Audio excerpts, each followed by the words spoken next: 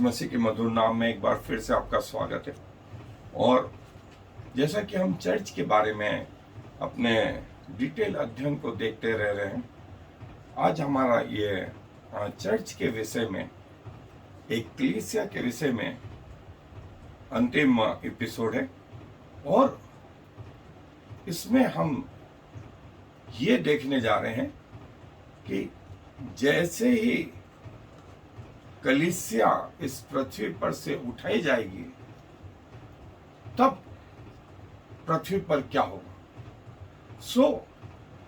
कलीसिया का उठाया जाना, असेंशन ऑफ चर्च या रैप्चर ऑफ चर्च, जिसका वर्णन जो है पहला थिस्सलुनीकियों के 4 अध्याय में आया है।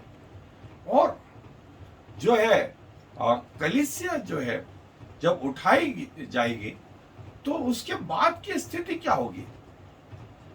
देखें, पवित्र आत्मा पेंटिकोस के दिन आया, कर्नेलियस के घर में आया और कलीसिया की स्थापना हुई। कलीसिया का काल 2000 साल तक का लगभग हो रहा है। और कलीसिया जब स्वर्ग उठाई जाएगी तो पवित्र आत्मा भी उसके साथ चला जाएगा। और कलीसिया में कौन लोग? पवित्र लोग चले जाएंगे। तो पवित्र लोग पृथ्वी पर से चले गए, पवित्र आत्मा चला गया। फिर आमोस नबी की पुस्तक में लिखा गया है, उसके 8वें अध्याय में 11 से 14 आयत में, कि परमेश्वर का वचन भी चला जाएगा, सत्य चला जाएगा। अब रे कौन जाएंगे? सारे शैतानी लोग, सारे वे लोग जो शैतान के इन्फ्लुएंस में है। और दूसरा, गुनगुने लोग जो 2 नाव में पांव रख के चल रहे थे, वे रह जाएंगे। उनके लिए एक मौका और रहेगा, वो ये कि शैतान जब सील लगाएगा सारे पृथ्वी के लोगों पर 666 की, उस समय उसका इनकार करें और बदले में शैतान उनके सिरों को काट डाले। उनको अपनी मृत्यु तक विश्वास योग्य रहना होगा, तो परमेश्वर का स्वर्ग उनके लिए तैयार, अन्यथा नहीं। कलीसिया के उठाए जाने से ये जो है तकलीफ होगी। और जिसका वर्णन, जैसा मैंने कहा कि पहला थिस्सलुनीकियों उसका 4 अध्याय और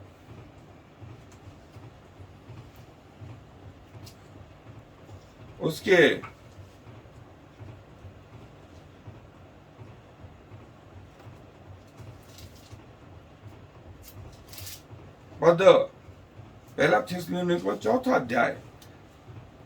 13 से मैं आगे पढ़ रहा हूं, सो आप भी मेरे साथ निकाल लें। पहला थिस्सलुनीकियों 4 अध्याय 13 आयत से, हे भाइयों, हम नहीं चाहते कि तुम उनके विषय में जो सो गए हैं अज्ञान रहो। ऐसा ना हो कि तुम औरों की नहीं शोक करो जिन्हें आशा नहीं। क्योंकि यदि हम प्रतीति करते हैं कि यीशु मरा और जी भी उठा, तो वैसे ही परमेश्वर भी उन्हें जो यीशु में सो गए हैं उसी के साथ ले आएगा। क्योंकि हम प्रभु के वचन के अनुसार तुमसे यह कहते हैं कि हम जो जीवित हैं और प्रभु के आने तक बचे रहेंगे, तो सोए हुओं से कभी आगे न बढ़ेंगे।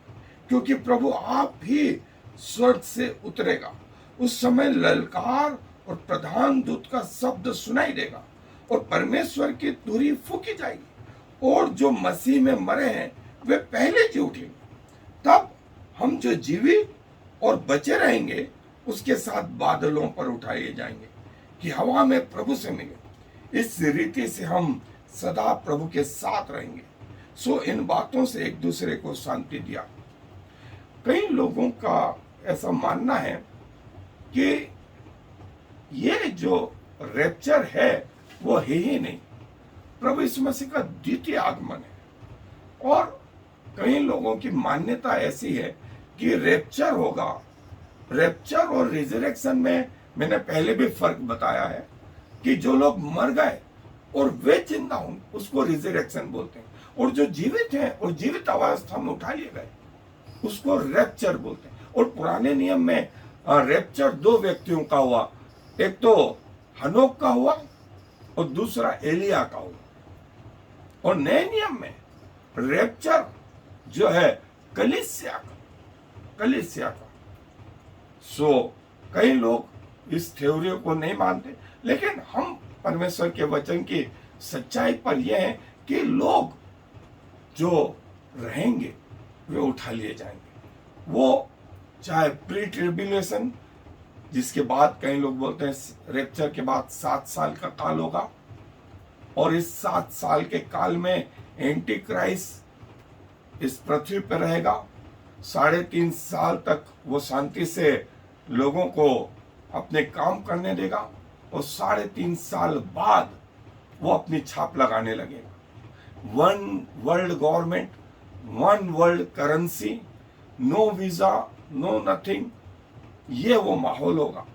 वो दुनिया को मंदी से उबारने की बात करेगा। सो इस पहले 3.5 साल के काल में वो परमेश्वर के मंदिर को भी बनाने देगा, सबको आराधना करने का विषय मिल जाए। लेकिन 3.5 साल बाद वो अपना आपको राजा घोषित करेगा, और फिर वो छाप लगाएगा, और जो छाप नहीं लेगा उनको मार डालेगा। और ये दशा जो है 3.5 साल तक रहेगी। परमेश्वर की 7 अंतिम विपत्तियां इस 3.5 साल के काल में होंगी, और तब मसीह का आना होगा, सेकंड कमिंग। सो रैप्चर और सेकंड कमिंग, इसमें यह फर्क है, और रिजरेक्शन और रैप्चर में यह फर्क है। सो इस विषय को जो है हम थोड़ा सा फर्क समझते हुए आगे बढ़ेंगे। और जैसा मैंने बताया, pre tribulation rapture, mid tribulation rapture और पोस्ट ट्रिब्यूलेशन रैप्चर, ऐसा अलग अलग लोगों की मान्यता है। लेकिन बाइबल हमें बताती कि ये समय आ गया, ये समय आ गया कि कलीसिया उठाई जाने वाली है। वो कब, हमें नहीं मालूम, लेकिन हम तैयार हैं। वो शायद आज का दिन हो सकता है, वो अभी का दिन हो सकता है, आज की रात हो सकती है, या हम पृथ्वी से कुछ करके जाए, वो कभी भी हो सकता है। सो अपने आप को तैयार ही रखें कि प्रभु शायद आज ही आ रहा है, और हो सकता है वो अगले 100 साल भी नहीं आए, हमें से कोई नहीं जानता। सो प्लानिंग हमारी ऐसी रहे कि हम आगे ऐसा ऐसा करेंगे, लेकिन तैयारी ऐसी रहे कि हम आज ही जा रहे हैं।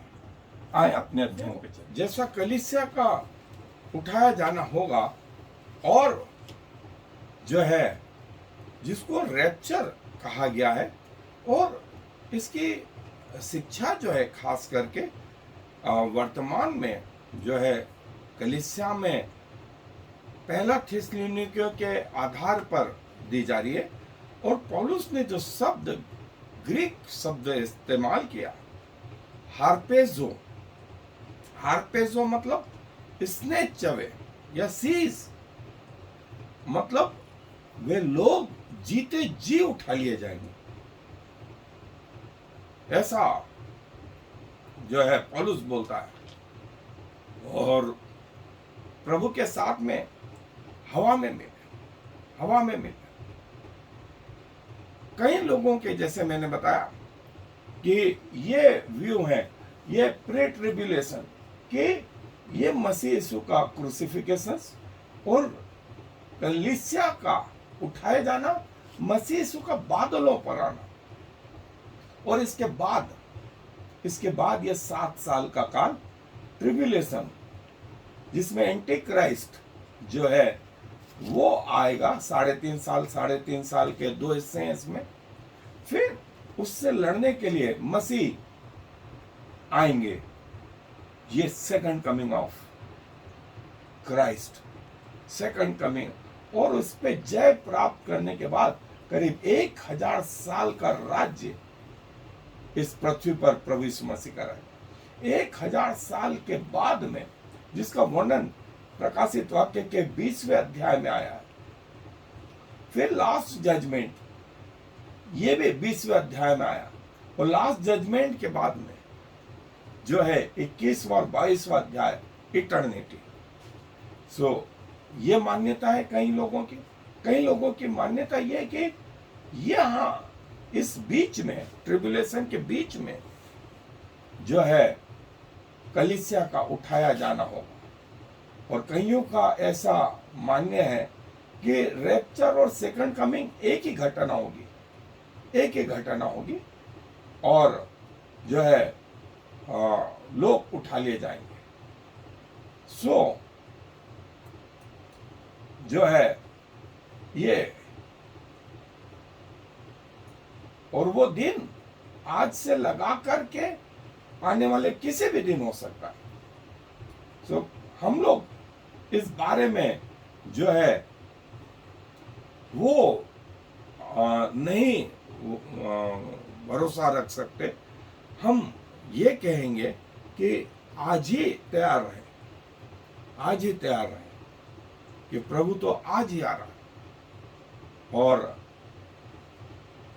कई लोगों को, जैसे मैंने ये टाइमलाइन बताई आपको, ये चर्च पेंटिकोस का दिन जहां चर्च बना था, फिर चर्च उठाया गया, ये आरंभ होने के पहले, शैतान या एंटी क्राइस्ट का राज्य स्थापित होने के पहले चर्च यहां तक है, चर्च एज। और फिर इसके बाद में 3.5 साल 7 साल के बाद में ये दानियल का 70वां सप्ताह भी है। ये दानियल का 70वां सप्ताह के नाम से भी जाना जाता है। फिर ये मिलेनियम किंगडम और 1000 वर्ष का राज्य, मसीह का आना, और फिर इटर्निटी। और ये रैप्चर और जो है जिसकी चर्चा पौलुस कहता है, और वो बोलते हैं कि प्रभु अपने लोगों को लेने आएगा, और जो जीवित है वो उसके साथ वैसे ही उठा लिए जाएंगे। उनका शरीर जो है वैसा परिवर्तित होगा जैसे प्रभु का। और मरे हुए भी जो है, कई लोग जिनका प्रभु ने सिलेक्शन किया है वे, और रैप्चर जो शब्द लैटिन रैपियो, इसका जो ट्रांसलेशन पौलुस ने किया था कॉइने मतलब get together in cloud to meet the lord in air. ये कॉइन इसका मतलब है। और जो है मरकुस रचित सुसमाचार, मत्ती और लूका रचित सुसमाचार में जो शब्द है वो ये कि प्रभु पृथ्वी पर आएंगे, वो बादलों पर आएगा, बादलों पर आएगा। और जैसे पुराने नियम में हम देखते हैं 2 लोगों का रैप्चर हुआ जिन्होंने मृत्यु को नहीं देखा, एक तो हनोक और दूसरा जो है वो एलिया थे।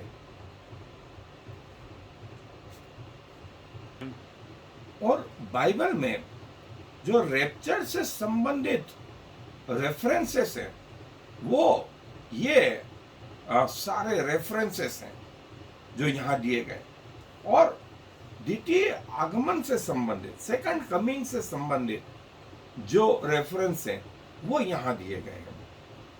सो आप चाहें तो वीडियो को पॉज करके इनको लिख सकते हैं, देख सकते हैं, उतार सकते हैं। और जो है सेकंड कमिंग ऑफ क्राइस्ट, जिसको हम अगले होली स्पिरिट का टॉपिक खत्म करने के बाद लेंगे और पूरा डिटेल में लेंगे। सो आज रैप्चर मेरे हिसाब से आपको समझ में आया होगा। और रैप्चर ऑफ चर्च जो है वो कि जीते जी लोग जो है उठा लिए जाएंगे, ऐसा प्रभु के लोगों की मान्यता है। बाइबल कहती है। और तैयार रहें, दूल्हा अपनी दुल्हन को लेने आने वाला है। तैयार रहे, तैयार रहे। शायद ऐसी स्थिति होगी, बैठे बैठे लोगों के कपड़े शायद वहीं रह जाएंगे और उनका शरीर जो परमेश्वर के योग्य होगा, उसके सामने खड़े रहने के योग्य होगा, उसमें परिवर्तित होगा। दूसरे दिन शायद मीडिया में, पेपरों में ये न्यूज आएगी, हजारों लोग पृथ्वी पर से गायब हो गए, मिसिंग है, कहाँ गए। कई जगह एक्सीडेंट हुए, कई जगह जो है चलती गाड़ी में से लोग गायब हो गए, उड़ते प्लेन में से गायब हो गए, ट्रेनों में से गायब हो गए। और ये दृश्य शायद आम होंगे उन दिनों मीडिया में, और प्रभु के लोग प्रभु से हवा में, बादलों पर में, और कई लोग जीवित होकर के प्रभु से मिलेंगे, बादलों पर मिलेंगे। और ये पलक झपकते ही होगा, ये पलक झपकते ही होगा।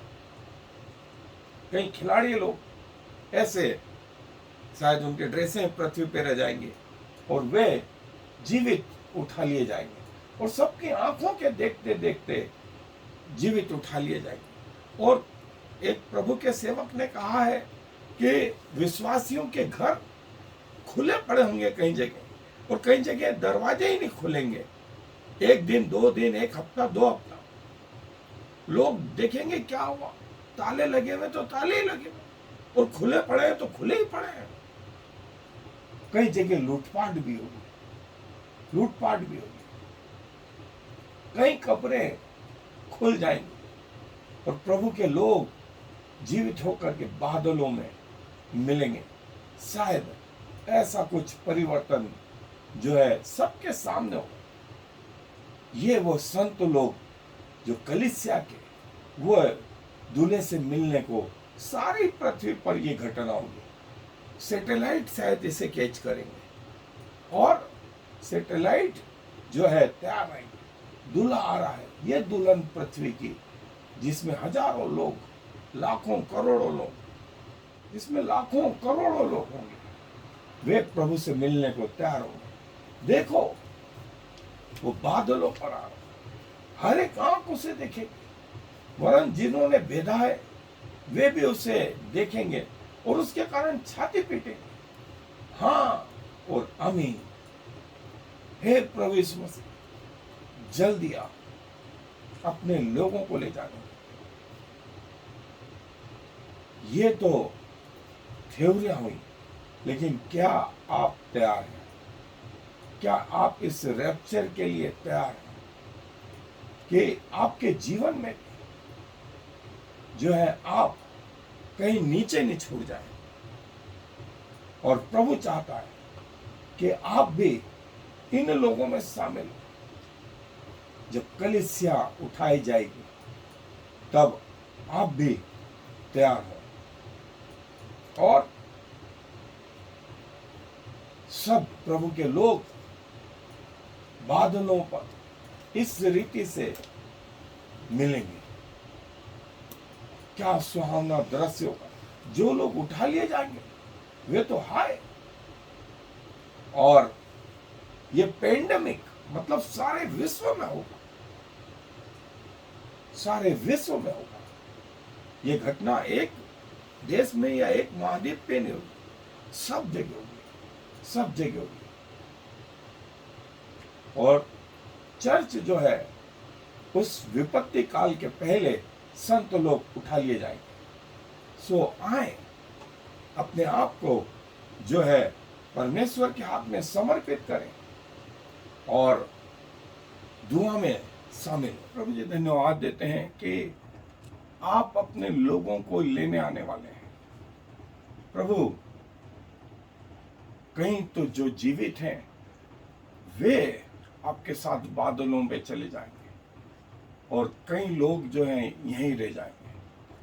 सो प्रभु हम धन्यवाद देते हैं इस वचन के लिए जहां आप अपने लोगों के लिए जो है, जो दुल्हन आपने तैयार करी थी, उसके लिए आपने जो वादा किया था कि जहां मैं रहूंगा वहां तुम भी रहोगे, मैं तुम्हारे लिए जगह तैयार करने जाता हूं। सो प्रभु धन्यवाद देते हैं आपकी प्रतिज्ञाओं के लिए, आपकी विश्वास योग्यता के लिए, आपकी जीवितता के लिए। प्रभु आपने कहा था कि आकाश और पृथ्वी टल जाए तो टल जाए, लेकिन जो मैंने कहा है उसकी एक मात्रा, एक बिंदु भी बिना पूरा हुए नहीं टलेगी। सो प्रभु हम इन बातों पर भरोसा करते हुए इस विनती को प्रभु यीशु मसीह के नाम से मांग लेते हैं। आमीन। I am the Lord. There is no other God. I have prepared you even though you do not know me, so all the world from east to west will know there is no other God. I am the Lord, and there is no other.